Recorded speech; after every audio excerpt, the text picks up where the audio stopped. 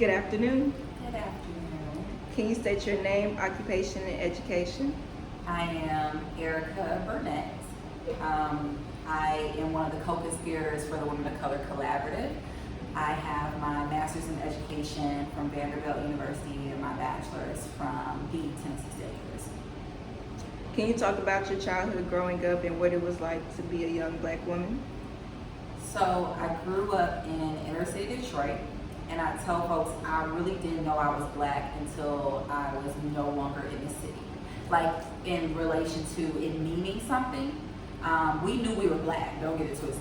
But when you have a community that is all Black everything, you don't have to leave from a place of your race. And so it wasn't until we relocated to Indianapolis, Indiana, suburbia, where a quarter of the population was of some minority at that time, that I realized what race really meant in the context of community.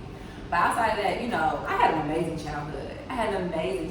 When you have a community around you of policemen and doctors and teachers who all support you and believe in the value of community, you learn how to build what you need within its own ecosystem, because you know the world outside of that doesn't have your back.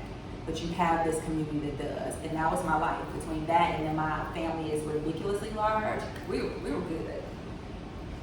Can you tell me a story of a microaggression that has happened to you in your workplace? Oh, there's so many. I think Ms. Nicole mentioned this. I don't know how that works in your video, but I think Ms. Nicole mentioned this to you, that at some point there's so many microaggressions you become numb to it.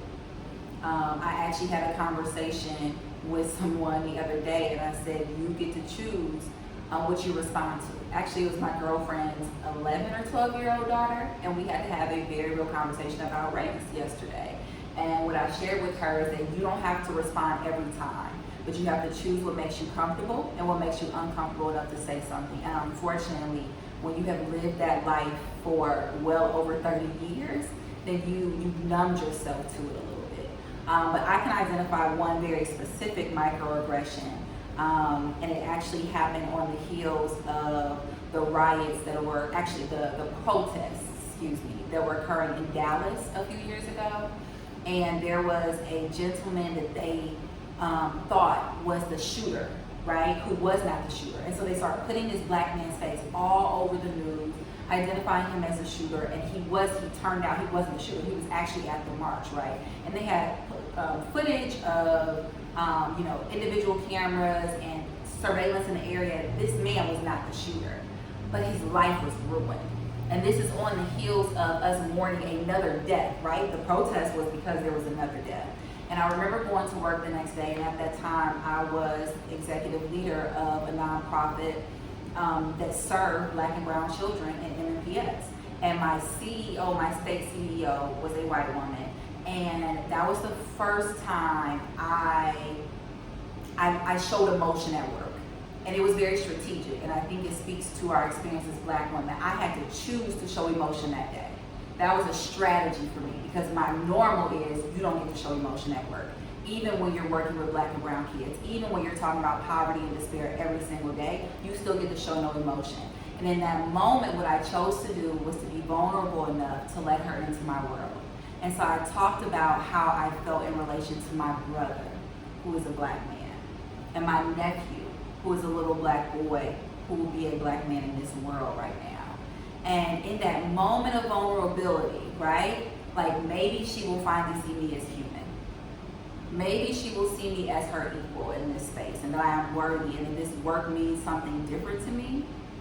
And instead, the next day, she chose to say, well, I know you was having some problems yesterday, so I figured I would, and then proceeds to validate her reasons for moving things around my calendar, et cetera, et cetera. And what I figured out in that moment right there was, you don't deserve this Black woman. You don't deserve me in the rawness of my emotion, and the fullness of who I am, and the passion of why I do the work I do. You don't deserve that. And so I have become numb to the microaggressions, because this is what we deal with every single time. Okay. How do you feel now being an established Black woman in America? Girl, it's the same. Like, I don't know if my feelings have changed, because when I run the tape back, I was a proud little black girl. And then I was a proud little black teenage girl. And then I was a very proud and very bold, black young woman. And I think the difference is with each level, you learn how to play, how you want to play the game different. You figure out the pieces around you a little bit more. You develop a little bit more strategy if you're smart, right? And if you're wise, and if you're learning from your elders, and if you're taking in the environment around you. And I think what makes me so amazing at this level is I am, in the best ways I know how, the best parts of me and the best parts of the women around me. And I embody that. And I think every time you take it to the next level, it makes you even more magical. What is it like being a homeowner? Girl, it's hard. They want their money every month. So this, in all honesty, so that is my real answer. It is very hard. It is difficult. And it's difficult from that same place of which you don't know what you don't know. My mother never owned a home. I have relatives around me who are homeowners. We have a family home that we return to. What I'm thinking about, what I learned in my immediate environment, it wasn't this. And so I'm really smart with numbers, and so I get the economics of it now, it's fine, but the actual labor that goes into it is taxing, and that's something you have to recognize. And I would not trade it for anything in the world, because what my promise to myself was, I wanted a piece of something that I knew my family could have.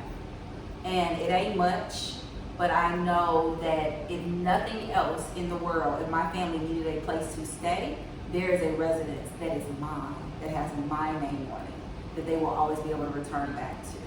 And that's my one piece of the puzzle amongst a very large family puzzle that has it, in other places. So this was my one piece of that puzzle, that contribution. Have you ever felt that you were overqualified for the job? Every time. Can you talk about that some more? Next question. That's the answer. I'll say this, no, I'm not. We play small, right? Because I was about to try to be real humble about it, but for what, y'all? Right. Because they not. Nobody else around us is playing small, so why we think we have to play small? If you're great, be great. And I know I'm great, but you know why I know I'm great? Because I sit in spaces with other great people, and I learn, and I let them critique me, and I sit in spaces that make me uncomfortable, and I learn, and I help it make me sharper, and I absorb information around me, and I see what works over there and what didn't work over there, and I listen to my body when she tells me no. And so when I'm in a space, I know I'm showing up the best way I know how, and with everything that has conspired in my favor for me to be there. And the power that I believe that has is bigger than anything else around me. And so when you lead with that, you intimidate people. And I check folks when they say, you are intimidating. No, you are intimidated by me, and there's a difference. And I think as Black women, we don't critique individuals. Instead, we allow that to dull us. So yes, I've been overqualified every single time. Have you ever been disappointed by someone's actions towards you regarding your race? If so, how did you deal with that disappointment? Disappointment is a hard word because it implies that there was some expectation in the first place, right? I'm disappointed when my brother makes a dumb decision because I had some type of expectation of him, right? And then, so now you didn't do this thing, and so now I'm disappointed. But when it comes to matters of race, unfortunately, I have yet to be put in a position in this America where I felt that it was appropriate for me to have an expectation of anything otherwise, right? And so to be disappointed, no.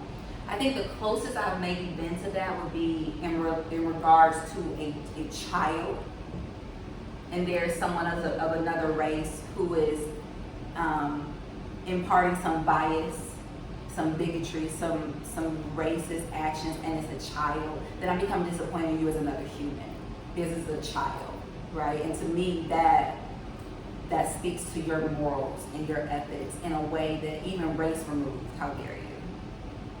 Can you speak on the good parts of being a Black woman? All of it. Because even the things that are super, super hard,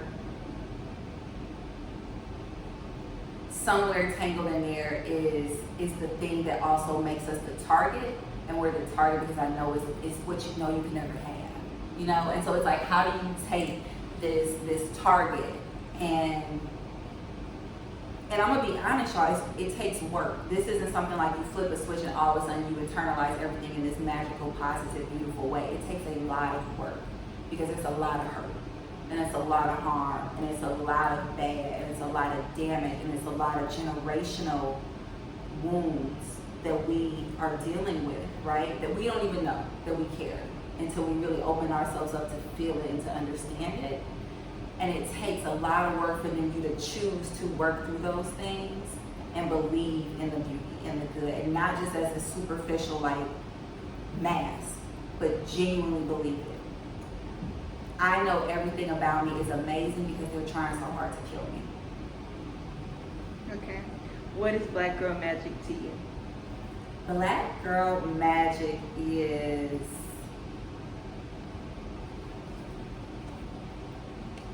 Black Girl Magic to me is honestly the infinite ways that we show up in just being ourselves, being bold enough to be ourselves. And like that is the magic, right? Like if I think of any example where it's like, oh, that was Black Girl Magic, that was that Black girl choosing to show up as herself and to be super bold about it. And to me, that's Black Girl Magic.